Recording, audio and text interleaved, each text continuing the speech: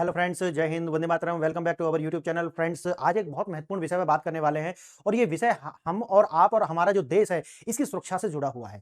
क्योंकि इस देश के अंदर इस तरीका के कुछ संगठन हैं जो इस देश को तोड़ करके या इसकी पहचान को मिटा करके एक इस्लामिक राष्ट्र से बनाना चाहते हैं। और ये जो फाइल है ये आज की नहीं है, ये लगभग 2023 में और 24 के बीच में ही ये खुलासा हुआ था कि ये जो पीएफआई एक संगठन है जिसको बैन भी किया हुआ है भारत सरकार ने 2027 तक। तो पीएफआई जो है, पॉपुलर फ्रंट ऑफ इंडिया, ये एक आतंकवादी संगठन है। पहले इसको सिमी के नाम से चलाते थे, यानी कि नाम बदल जाते हैं। सरकार जो प्रतिबंध लगाती है वो संगठन पर लगाती है। जो लोग होते हैं वो काम तो वो वही कर रहे हैं, प्रतिबंध लग गया संगठन पर, ट्रांजेक्शन नहीं हो सकते या उसको बाहर नहीं ला सकते या प्रचार प्रसार नहीं कर सकते उसका, लेकिन जो लोग हैं उन पर प्रतिबंध नहीं होता, वो कार्य लगातार कर रहे हैं। अच्छा, इनका विजन क्या है? विजन है 2047 तक भारत को एक इस्लामिक राष्ट्र के रूप में बनाना। इनकी, क्योंकि ये एक संगठन नहीं है, आज मैं आपको बताऊंगा, ये अपने आप में एक बहुत बड़ी व्यवस्था है। व्यवस्था कैसी है? इसके अपने विंग्स हैं। जैसे कि पॉलिटिकल पार्टीज होती है ना, उस तरीका से एक संगठन है जिसका अपना पॉलिटिकल विंग अलग है, वीमेन विंग्स अलग है, स्टूडेंट विंग्स अलग है, यानी कि अपने आप में ये एक बहुत बड़ी व्यवस्था है। अब इसका इलाज क्या है वो भी मैं आपको इसमें बताऊंगा। ये कामयाब हो ही नहीं सकते वो भी मैं आपको बताऊंगा। ऐसा मैं क्यों कह रहा हूं? क्योंकि इनका इलाज बहुत जल्दी होने वाला है।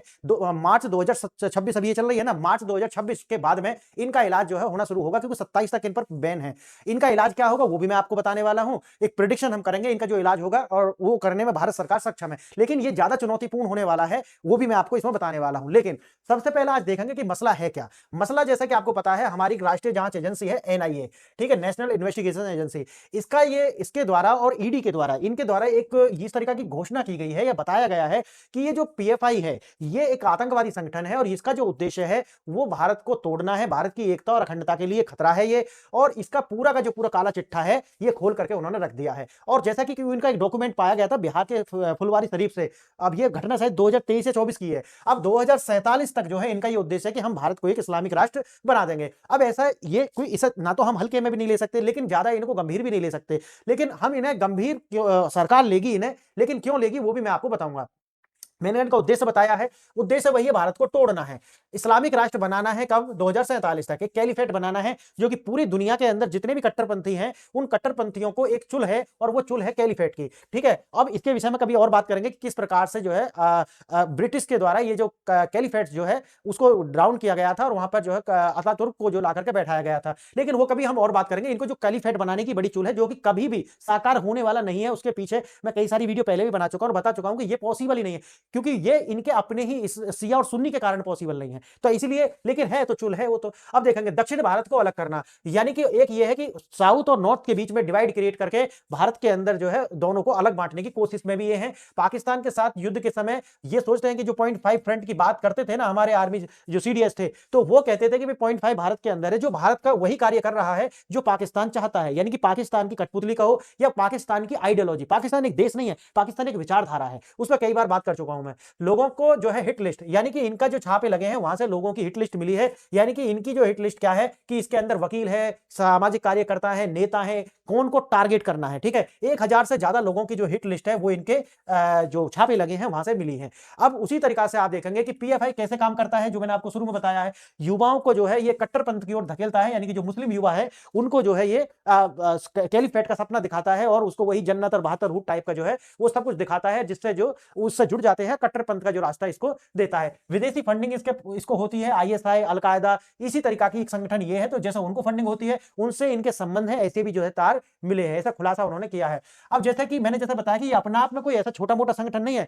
अब पहले इस सिम्मी के नाम से चलता था, जैसे इस पर प्रतिबंध लगते हैं, तो मैंने जैसे बताया कि जो लोग हैं उन पर प्रतिबंध नहीं लगते, संगठन पर लगते हैं। अब संगठन पर लगेंगे वो जाकर के दूसरा बना लेंगे, इन्होंने पीएफआई बना लिया। ठीक है, पीएफआई के अंदर आप जैसे बताओगे एचडीपीआई, यानी कि पॉलिटिकल विंग इसका ये है एचडीपीआई।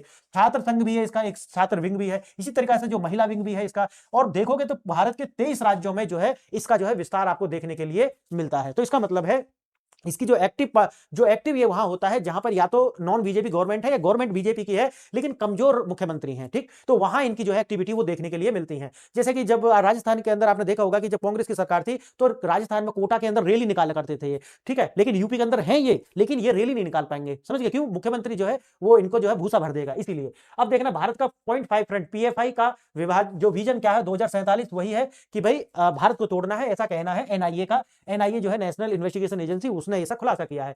प्रतिबंधित संगठन है 2027 तक, जैसे मैंने आपको बताया है, इस पर 2027 तक जो है प्रतिबंध है। 2027 तक की क्यों है, जैसा कि मैंने आपको बताया, उसके बाद जो है जितना भी आप देखेंगे अलगाववादी जो है, अलगाववादी जो ठोके जा रहे हैं, इनका ठोकने के बाद में इन्हीं का नंबर है। मेरा मानना है, ये मैं अनुमान लगा रहा हूं कि ऐसा है, उसके बाद में इनका नंबर है। लेकिन ये इतना आसान होने वाला नहीं है, वो भी मैं आपको बताऊंगा क्यों ऐसा मैं बोल रहा हूं। देखिए, जब देश युद्ध में होगा, यानी कि ये एक मौका ढूंढ रहे हैं कि भाई या तो पाकिस्तान, बांग्लादेश, अब तो देखो बांग्लादेश भी एक नया फ्रंट खुल गया है। जब पाकिस्तान या बांग्लादेश के साथ भारत युद्ध में होगा, तब ये जो है अपना अंदर से कोई युद्ध की घोषणा करेंगे या अंदर से ही सिविल वार कराने की कोशिश करेंगे।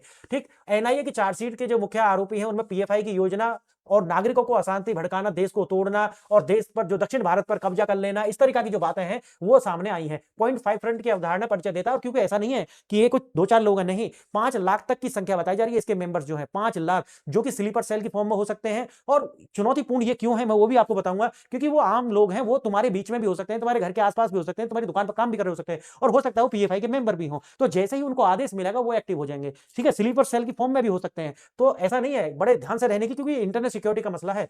मुख्य उदाहरण है, जिस वक्त पाकिस्तान या फिर वही मैं जैसे आपको बताया है, बांग्लादेश से या पाकिस्तान से किसी तरह की जो उधर से गोलाबारी होगी या फिर युद्ध की स्थिति में होगा भारत, तभी जो है ये पीछे से छुरा घोंपने का काम करने वाले हैं। ऐसा जो है एनआईए का मानना है। चेहरा एक है, मुखौटा अनेक है। जैसा कि मैंने आपको बताया कि सिमी जो हुआ था पहले, लेकिन सिमी जब उसको प्रतिबंध लगाया गया तो 2006 में फिर ये स्थापित होती है पीएफआई। और इसके जो है अलग अलग विंग्स है, जैसे नेशनल डेवलपमेंट फ्रंट जो केरला के अंदर है, कर्नाटक फोरम फॉर डिग्निटी ये कर्नाटक के अंदर है, मनीथा नीति परसराई ये जो तमिलनाडु के अंदर है। इस तरीका से भारत के 23 राज्यों में जो है ये एक्टिव है। लेकिन जहां कांग्रेस या फिर वामपंथियों की सरकार है, या फिर लेफ्ट विंग की सरकार है, या फिर बीजेपी की भी सरकार है, तो कमजोर मुख्यमंत्री है, वहां पर ये ज्यादा एक्टिव होते हैं। ठीक, क्यों? क्योंकि कार्रवाई नहीं होती। अब जैसे मैंने आपको बताया कि 2022 में यूएपीए के तहत इसको 5 साल के लिए बैन किया गया था, और 5 साल के बाद यानी कि 2027 में ये इनका इलाज जो है शुरू होने की संभावना है। संभावना मैं क्या बता रहा हूं, वो भी आगे आपको बताने वाला हूं। एक संगठन नहीं है, एक परिस्थितिकी तंत्र है। कैसे परिस्थितिकी तंत्र है? क्योंकि जैसा आपको बताया कि पॉलिटिकल विंग भी है, स्टूडेंट विंग भी है, वीमेंस विंग भी है, यानी कि जैसे एक तरीका का एक पूरा बड़ा इंस्टीट्यूशन होता है, और इसके पास फंड भी है। फंड कहां से आते हैं? जैसे मैंने आपको बताया है कि अलकायदा हो या फिर आईएसआई हो, उनसे इनके जो संबंध है वो स्थापित करे हैं एनआईए ने। नेशनल वीमेन फ्रंट भी है इनका, जैसे मैंने आपको बताया।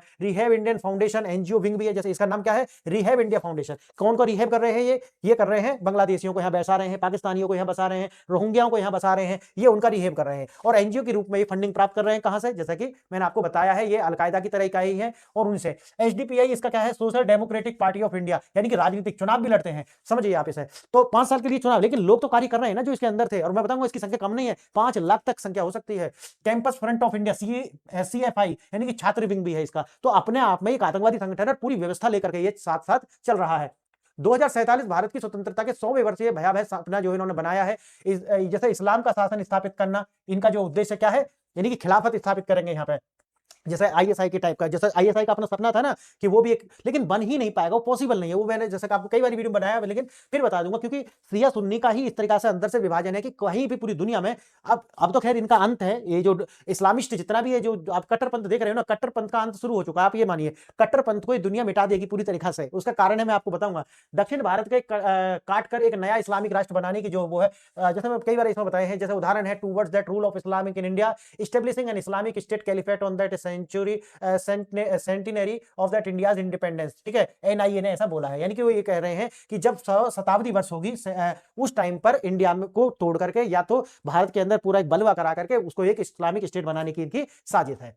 विश्वासघात, वो ये पीएफआई का जो त्रिआयामी रणनीति क्या है, जो मैंने आपको बताया। पहले क्या करते हैं? कट्टरता फैलाएंगे, बताएंगे कि भैया आप जो है ये करोगे तो आपको हूर मिलेंगी, आपको जो जन्नत मिलेगी, ये मिलेगी, वो मिलेगी। तो उनको रेडिकलाइज करेंगे और संगठन में उसको क्या कर लेंगे? भर्ती कर लेंगे। यानी कि जो भी मुस्लिम युवा जो होते हैं, भाई कम एजुकेशन मिली होती है, तो उसके कारण ये उनको जो है, वैसे अब ये एजुकेशन वाला फंडा वैसे ज्यादा सही नहीं है, क्योंकि जब से डॉक्टर जो फटे हैं ये लाल किले पर, उस टाइम से ये कहना कि भाई ये कम पढ़े लिखे इसलिए इनका नहीं, यानी कि पढ़े लिखे को भी ये जो है ब्रेन वॉशिंग, क्योंकि ऑलरेडी जो पोटेंशियल जो होता है ना उसके अंदर, वो घर से शुरू हो जाता है। एक छोटा जो मुस्लिम बच्चा होता है ना, उसका घर से ही ये सब कुछ शुरू हो जाता है। बाद में तो थोड़ा सा पानी डालो और वो वहां से वृक्ष बनने की पूरी संभावना होती है।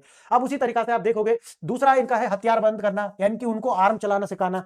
और गुप्त कैंपों में हथियार, आईईडीज, पिस्तल और ये सब कुछ जो है इल्लीगल तरीका से उसको खरीद करके चलाते हैं। और मैंने बताया ना आपको, राजस्थान के अंदर तो इनका वो इन्होंने रैली निकाल दी थी जब वहां पे गहलोत की सरकार थी। तीसरा है हमला करना, यानी कि अभी ये इस वाली स्थिति में है, इससे इसमें, यानी कि 2 चरण तो इन्होंने पार कर लिए हैं। यानी कि इन्होंने लोग भी अच्छे खासी भर्ती करे, जो मैंने आपको बताऊंगा आगे भी। इनकी 5 लाख तक स्ट्रेंथ है, और जो इल्लीगल हथियार हैं वो भी इनके पास अच्छे खासे हैं। अब बात आती है तीसरे वाले की, कि ये हमला कर पाएंगे क्या? ये मैं आगे आपको बताऊंगा। ये हमला नहीं कर पाएंगे, क्यों? क्योंकि मार्च 2026 के बाद में ही इनका इलाज जो है भारत में शुरू हो जाएगा। और भारत बहुत कैपेबल राष्ट्र है। वो हमारी जो एजेंसियां हैं और फिर इंटरनेट और जो आप देखोगे कि उनका जो इनका जो डिजिटल फुटप्रिंट्स है उनको पकड़ करके इनको डिस्ट्रॉय करा जाएगा। वो एक व्यवस्था है पूरा, उस पर सरकार अपनी तरह से कार्य कर रही होगी। राष्ट्रीय संकट, जैसे पाकिस्तान के साथ युद्ध के दौरान जो है ये पीछे से छुरा घोंपने का कार्य करेंगे, उस टाइम ये एक्टिव हो जाएंगे, क्योंकि दोनों दोनों जो स्टेज है ये पार कर चुके हैं। आगे देखिए विदेशी हाथ, साजिश को फंडिंग कहां से मिले? अब इसको फंडिंग कहां से होती है आपको पता ही है कि वैसे मैं इसमें बताने वाला हूं। संयुक्त अरब अमीरात जो है, यूएई जो है, वहां से फंडिंग होती है, सऊदी अरब से होती है, कतर से होती है, कुवैत से होती है, ओमान से होती है, तुर्की से भी होती है और सिंगापुर से। यानी कि ऐसे स्थान है जहां से इनको फंडिंग होती है, जिससे ये पूरी की पूरी जो संगठन है वो चल रहा है। और भारत के अंदर से जो होती है वो तो इसमें लिखा ही ना है, क्योंकि इसको देने जो डोनेट करने वाले लोग भारत में ही है। भारत के अंदर पूरा एक पाकिस्तान है। यानी कि पाकिस्तान 1947 में जो बटा था वो विचारधारा के आधार पर ही तो बटा था, लेकिन गए नहीं यहां से। और वो विचारधारा आज तक भारत में लगातार पल रही है। क्यों? क्योंकि हमारी जो पॉलिटिकल धिम्मीपन है, जो कायरता हमारी जो पॉलिटिक्स के अंदर है, उसकी वजह से ये जो है इस तरीका से भारत में एक सोच जो है भारत को तोड़ने वाली पलती रही है। और वोट बैंक मान लो या फिर कायरता मान लो, बस उसका कारण है ये। नहीं तो इनको जब भी निकाल कर बाहर करते, लेकिन नहीं हो पाया। और ये जो पाकिस्तान ले लिया और यहां से गए नहीं, ये उसी की देन है। जो पीएफआई हो, भारत में पीएफआई तो खैर बाहर आ गया, ऐसे कितने संगठन हो रहे हैं भाई, तो वो तो अलग है। पीएफआई तो एक उनका मुखौटा है जो सामने आ गया है। अब देखिए जड़ों में दीमक, 23 राज्यों में जो है ये लगभग फैले हुए हैं, जो मैंने आपको बताया है। जैसे पीएफआई का जो प्रभाव है केवल दक्षिण भारत तक सीमित नहीं है, भारत के 23 राज्यों में जो है ये आपको देखने के लिए मिलेंगे। अब केरल हो, तमिलनाडु, कर्नाटक, असम, राजस्थान, उत्तर प्रदेश, पश्चिम बंगाल और सारे के सारे नॉर्थ ईस्ट के स्टेट में इनके फुटप्रिंट्स आपको देखने के लिए मिलेंगे। जहां पे रेड दिख रहा है ना आपको, देखो ये सारे के सारे इनका वहां है जहां डेंसिटी इनकी अच्छी खासी है। जो बिल्कुल आपको रेड दिख रहा है ना, जहां रेड, आप खुद देखिए कितना बड़ा इनका जो पूरा का पूरा एरिया है ये इसके अंदर कवर होता है। इनके फुटप्रिंट्स यहां ज्यादा है। समझ गया मेरी बात? अब यही है कि भाई सहायता, जो सदस्यता का अनुमान कितना हो सकता है, जैसे मैंने आपको बताया कि 50,000 से लेकर के 4 लाख तक जो लोग हैं इसके सदस्य बताए जा रहे हैं। तो आप सोचिए कितना बड़ा हमारे साथ जो है गेम चल रहा है, हमारी सुरक्षा जो है कितनी कंप्रोमाइज है, ये भी आप सोचिए। एनआईए के हाथ लगी हिट लिस्ट। मैंने जैसा शुरू में ही बताया था, 1,000 लोगों की जो हिट लिस्ट है कि किसको कब निपटाना है, वो इनके पास थी। उसमें जज भी थे, वकील भी थे, टीचर्स भी थे, जो भी इनके हिट लिस्ट में थे वो सारे के सारे नाम इसमें जो एनआईए ने खुलासा किया है, जिसके अंदर केरल उच्च न्यायालय के जो पूर्व न्यायाधीश हैं वो भी शामिल है, पुलिस अधिकारी भी शामिल है, सामाजिक कार्यकर्ता इसमें शामिल है, राजनेता भी इसमें शामिल है। और मजे की बात यह है कि उन 1,000 में से 950 केरल से हैं। सोचिए 950 केरल से हैं। तो खतरनाक स्थिति है। वैश्विक आतंकी संगठनों से जुड़े हैं तार, जैसे मैंने बताया अल-कायदा हो, लश्कर ए तैयबा हो, ठीक है, सिमी तो ये इसका पहला है, ये तो ठीक है। पूरी दुनिया के अंदर आईएसआई से इनके जो तार हैं वो लगातार जुड़े हुए मिले हैं, ऐसा एनआईए का मानना है। और ईडी यानी कि जो एनफोर्समेंट डायरेक्टरेट जो है उसने इनके जो ट्रांजेक्शन है वो इलीगल पाए हैं, और उन्हीं की वजह से इन पर आपको पता है प्रतिबंध भी लगा था। सिमी जो है वो student Islamic movement of India के पीएफआई का ही एक पूर्व नाम है ना, जिसका नाम है, उसका तो बैन किया हुआ पहले ही। ठीक है, पीएफआई सरकार का शिकंजा। सरकार ने क्या करा है, जैसे मैंने आपको बताया है कि भाई सरकार ने 2027 तक के लिए इसको 5 साल का बैन लगाया था, लेकिन मैंने जैसे कि आपको बताया सबसे बड़ी कमी क्या है, संगठन पर बैन लगा दिया लेकिन लोग चुट्टे घूम रहे हैं। होना क्या चाहिए था कि अगर आपने पीएफआई पर संगठन पर बैन लगाया है तो जो इनके लीडर्स थे, यानी कि जो बड़ा जो ऊपर का लीडरशिप है उसको ढूंढ ढूंढ करके न्यूट्रलाइज करने की आवश्यकता थी, उनको साफ करने की आवश्यकता थी। लेकिन हो सकता है कि सरकार का जो ध्यान है वो पहले जो है उधर चला गया है ना, तो जो अलगाववादी थे उधर की साइड उनका चला गया है, इसीलिए जो है नक्सलाइज में बोल रहा हूं, ठीक है, नक्सलवाद की ओर चला गया। नक्सलवाद के बाद में इनको जो है निपटा जाएगा, क्योंकि इनका काम बड़ा है, नक्सलवाद से भी बड़ा इनका काम है। तो क्योंकि ये लोगों के बीच में है, इनको डिजिटल फुटप्रिंट से ही पता लगा करके इनको जो है न्यूट्रलाइज करा जाएगा। लेकिन करना तभी चाहिए था कि जो इनके बड़े बड़े जो लीडर्स थे उनको न्यूट्रलाइज तभी करना चाहिए था, क्योंकि अब देखो 2027 अब आई जा रही है, 22 से लेकर 25 26 लगभग 4 साल तो इसका हो गया है। तो 4 साल में अभी तक हमारे समझ में आया नहीं है। आपने देखा होगा शर्जील इमाम और वो जो दोनों है ना, उसका जो बाप है वो भी सिमी का ही अधिकारी था। आज वो बैठ करके जो अमेरिका में वहां से बोल रहा है कि भैया भारत में जो है न्याय नहीं मिल रहा। वैसे तो आज सुप्रीम कोर्ट ने उसकी जो बेल है वो रिजेक्ट फिर दोबारा से कर दी है। वैसे तो उनका इलाज यही है कि उनको जेल में ही जो है न्यूट्रलाइज कर देना चाहिए दोनों को, ठीक है।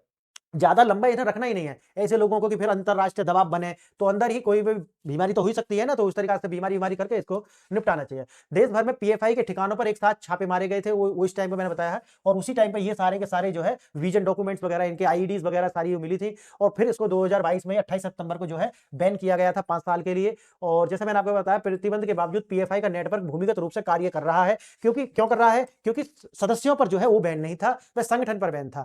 अब वही है कि जैसे मैंने आपको शुरू में बताया कि फुलवारी शरीफ जो किशनगंज बिहार से जो है सबसे पहले ये डॉक्यूमेंट्स मिला था जहां पर ये पूरी की पूरी प्रशिक्षण उनको दिया जा रहा था, एक अड्डा बनाया हुआ था इन्होंने और सरकारी एजेंसियों ने काम तो इस पर करा है। 2027 में क्या होगा जब प्रतिबंध समाप्त हो जाएगा, जो मैंने आपको बताया कि मार्च के बाद में इनका इलाज जहां तक मुझे लगता है ये शुरू हो जाएगा। नहीं होता है तो ये बहुत बड़े संकट हम सोचिए टाइमिंग बम लगा हुआ टिक टिक टिक टिक, तो ये जो टाइमिंग बम है ये है पीएफआई और ऐसे और भी संगठन हो सकते हैं। ये तो ठीक है, ये सामने आ गया, बहुत से ऐसे हैं जो अभी दुबके हुए बैठे हुए हैं, तो उनको भी जो उनके बिलों में पानी डालने का वक्त आ गया है कि उनमें जो है पानी डालो, बिल बिलाकर को बाहर निकले, तभी उनका जो है इलाज संभव है। एक ऐसा संगठन जिसका नेटवर्क और विचारधारा अभी भी जीवित है, उसे कानूनी रूप से फिर काम करने की अनुमति मिल जाएगी 2027 के बाद। वही है कि मकसद वही रहेगा जो भारत को विभाजन करना। मकसद में तो भाई मकसद उनका क्लियर है, जितने भी हैं पाकिस्तानी हैं आजादी के बाद से जो गए नहीं उनको देश मिल गया, उनका सबका मकसद एक है और मकसद क्या है पूरी दुनिया में जो मकसद एक है कि भी कैलिफेट बनाना है और फिर इशू मैंने जैसा आपको बता दिया है, तो विचारधारा में ही वो जहर है, समझ गए। तो 0.5 फ्रंट घर के अंदर ही छुपा है दुश्मन और वो दुश्मन कौन है? यही पाकिस्तानी। अब यह घर के अंदर है और समाज में जो गहराई से बैठे हुए हैं, यही कारण है जो मैं आपको बता रहा था। समाज के अंदर इनकी जो है उपस्थिति है और इनको जो है ना न्यूट्रलाइज करना इतना आसान नहीं होने वाला जैसे हमने मॉइस्ट को करा है और ये एक बाहर से मिला हुआ है जिससे ये खतरनाक हो जाता है। कहाँ से मिला हुआ है? ये पाकिस्तान से इसकी लिंक है, मैंने जैसे लश्कर-ए-तैयबा से इसके लिंक है और आईएसआई से इसके लिंक है और ये सारे के सारे जो पाकिस्तान का जो आईएसआईएस जो है उससे भी लिंक है। अब ये जो 0.5 फ्रंट कितना डेंजरस है इसका अंदाजा बात यही है कि अब ये 0.5 है या फिर ये 1 हो गया है, ये भी सोचने की बात है। तो सरकारी एजेंसी इस पर सोचेंगी। मेरा मानना है कि खतरनाक है, इसको जो है ये 4 साल में थोड़ा कार्य करना चाहिए था, जो इसके लीडर हैं उनको न्यूट्रलाइज करना चाहिए था और इसकी कमर तोड़नी चाहिए थी। लेकिन क्या कार्य हुआ है, इसका क्या अपडेट है, कह नहीं सकते क्योंकि अंदर ही अंदर कुछ कार्य हो रहा है, ये भी हो सकता है। तो 27 में जाकर के पता लगेगा आगे क्या 5 साल और बढ़ाएंगे या फिर इलाज करेंगे। तो देखते हैं फ्रेंड्स, ये बहुत बड़ा खतरा है, आप इस पर नजर बना के रखिए, आप इस पर और थोड़ा सा हमेशा देखिए, ठीक है कि भाई हमारी जो सुरक्षा है वो कितनी कंप्रोमाइज है। तो देखते हैं आगे क्या होगा। तो आज के लिए इतना ही। आपने ये वीडियो यहाँ तक देखी इसके लिए धन्यवाद। नमस्कार।